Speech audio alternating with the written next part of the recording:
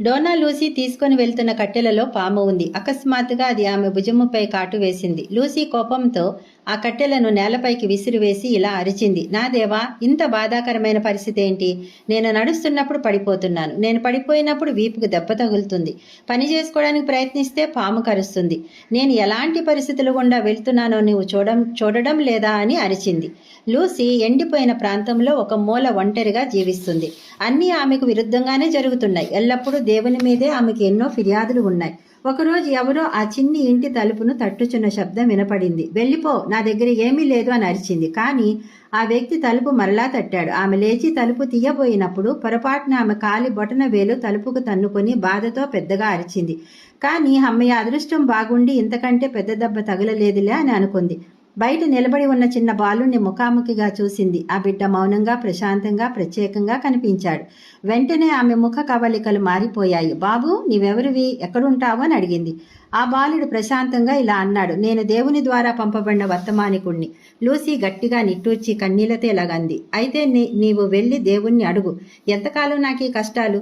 నా వల్ల కాదు, నేను ఇక భరించలేను అని చెప్పింది. బాలుడు ఆ మట్టి రోడ్డులో నడుచుకుంటూ దేవుని వద్దకు వెళ్ళి జరిగినదంతా చెప్పాడు. ప్రభువా, ఆ వృద్ధురాలు తన కష్టాలను బట్టి అలసిపోయింది. తన జీవితంలో కష్టాలు, విచారము తప్ప మరేమీ లేదు. పాపం, ప్రభువా, ఇంకా ఎన్నాళ్ళు ఆమె కష్టాల్లో జీవించాలి అని అడిగాడు.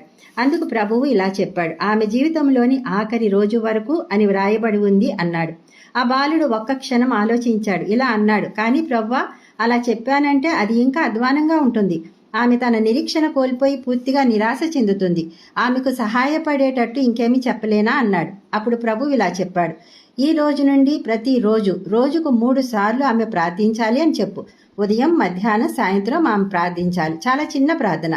Thank you my God for everything అని స్తుతిస్తూ చిన్న ప్రార్థన చెయ్యాలని చెప్పు అన్నాడు. బాలుడు లూసీ వద్దకు వచ్చి ఆ వర్తమానం అందించి వెళ్ళిపోయాడు. కొంతకాలం తర్వాత బాలుడు ఆ ఎండిన స్థలానికి తిరిగి వచ్చాడు. ఆశ్చర్యపోయాడు. అక్కడ బీటలు వారిన నేలపై చిన్న నీటి కాలువ ప్రవహిస్తుంది. మొక్కలు చిగురించి పెరిగి పండ్లు కాస్తున్నాయి. లూసియా ఆనందంతో పాటలు పాడుకుంటూ పండ్లు కోసుకుంటుంది. ఆ బాలుడు వెనక్కి వెళ్లి దేవుణ్ణి అడిగాడు, ప్రభువా, ఏం జరిగింది? నిజానికి ఆఖరి రోజు వరకు ఆమెకు కష్టాలుంటాయని చెప్పావు కదా అన్నాడు. అవును, చెప్పాను. కానీ ఆమె కృతజ్ఞతలు చెప్పడం ప్రారంభించింది కదా. ఆమె పడిపోయినప్పుడు thank you my God for everything అంది. నొప్పి వచ్చినప్పుడు మరలా thank you my God for everything అని చెప్పింది. ప్రార్థనా స్తుతి ఆమె హృదయాన్ని మార్చివేశాయి.